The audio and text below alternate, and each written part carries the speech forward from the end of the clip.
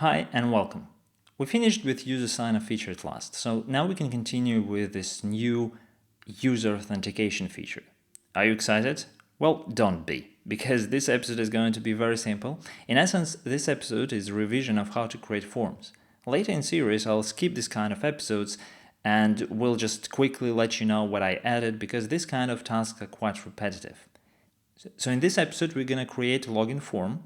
So first thing that we need to do is, of course, to go to client routes and add new route. It points to login and it's going to use component login page. So let's import it.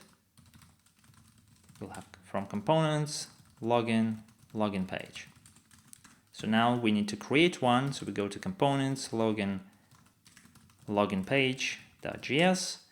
And this component is going to be a very simple layout component in essence. So we create login page, and inside of here we add class name row, and here we will have just one column centered in the middle with colMD4 and colMD offset 4.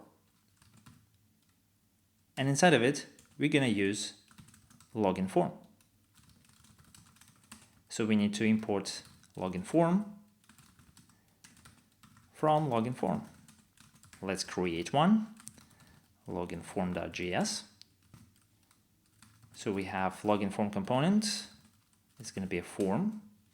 And usually the first thing that we want to do is to display the form itself. And this form will have two fields, identifier, so user can provide username or email, and password. So we're going to reuse text field group component that we created earlier from common text field group. Okay, so let's add login header and then we reuse text field group. So the first field is going to be identifier. Then we need to provide label. It's going to be username or email. Then we'll have value, identifier, errors identifier, and on change event, this on change, and not errors but error. Okay, so let's copy it, duplicate it for password, and for password we also need to add type password. Okay, so each form has this kind of stuff, right? Fields. And for each form, we need to create state, which will contain these fields, as well as errors, and some kind of isLoading indicator. So let's do this. So we'll define constructor, and here we define state. So we have identifier, we have password, we have errors as an empty object, we'll have isLoading, false. And also each form has onChange and onSubmit. And let's add onSubmit to our form, this onSubmit. And let's bind these functions to this. Now in render, let's deconstruct variables from state. So we have errors, we have identifier, we have password, and we have isLoading. Now let's define these functions. So we'll have onSubmit, which takes event, and we prevent default.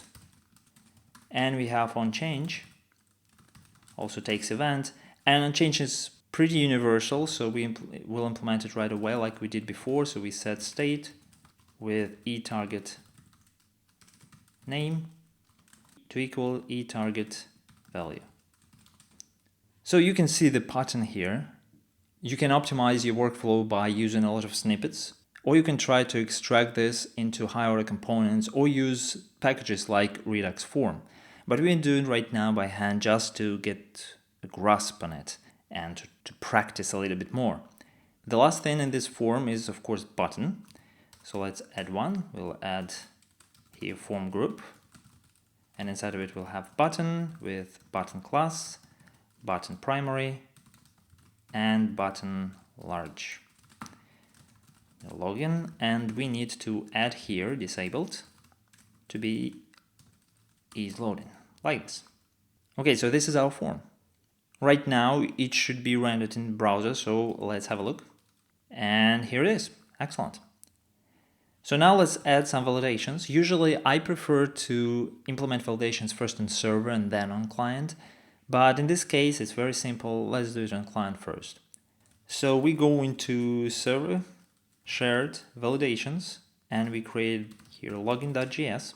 And validation file is also very templatey, so you can create a snippet for it.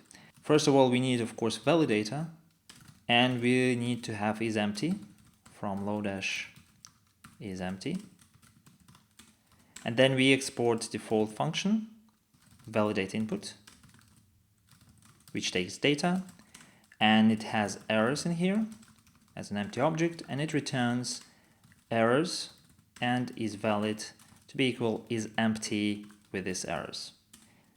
So as you can see, you can easily use some kind of a snippet to make it a little bit faster. And then here we define our validations. In our case, it's very simple. We just want all these fields to be required. So we add if validator is null for data identifier. Then we add to errors identifier message. This field is required, and then let's copy and paste it here, and let's reuse it for password as well. And this is our validation. Very simple. Now we need to add validation check into our component here. So let's go to onSubmit, and here we'll just have if this is valid. That's a function. Then we'll make the request to server. So we dispatch some action. So let's define this is valid. So we deconstruct errors and is valid from validate input with this state. And then if not is valid, then we populate state with errors. And in any case, we return is valid. And the last thing, of course, we have validate input, so we need to import it. Validate input, we import from server, shared, validations, login. So now let's try it in the browser. And voila, it works. Nice. So now that we have our validation, we need to connect this form with Redux so we can dispatch actions. And we're going to have a very simple action, just send data to API auth. So let's do this. So first we import connect from React Redux. And then we also will import login action from actions, and we call it login. We do not have it right now, but we're going to create it in a minute. So next, on the bottom here, we're going to connect our login form with Redux. So we do not need to have any piece of state in this component, so we pass the first parameter is null, and the second is going to be login. So we're going to have this login action or function. That means that it's better to define some props on login form, prop types, and we'll have login to be prop types function, and it's required. Okay, now in submit we can actually use it. So first thing, we're gonna set state to empty errors and set is loading to true. And then we're going to dispatch this function. So we have props, login, and we pass this state. Let's save it. Now we need to create this login action. So let's go back to client, actions, login.js.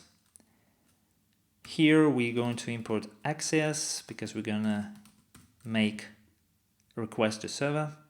And then we define function login, which takes data and it returns dispatch.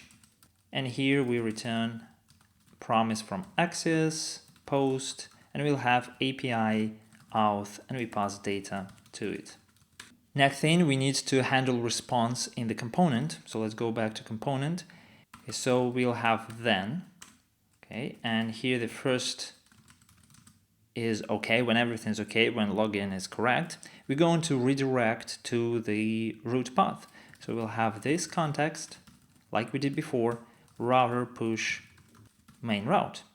And if something goes wrong, we go into this set state errors, error data, errors. So some errors that were returned from server, and is loading we set to false. So now we need to define the context. So here we define login form context types, and we define that we want to have router as an object. Okay, and the last touch, let's go to navigation bar and let's add login link. So we're gonna copy here, it's gonna be login, and here we'll have login. And let's try it in a browser.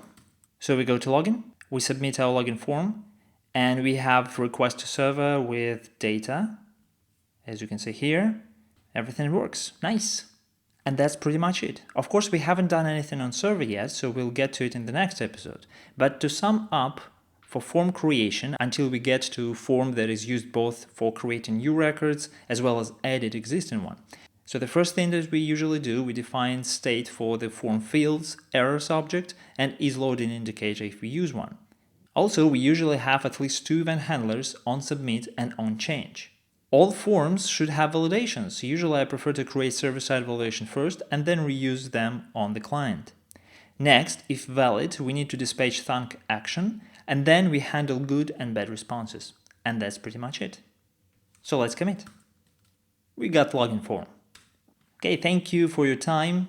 If you like this episode, share it with your friends, follow me on Twitter or subscribe to this channel to get updates, and see you later.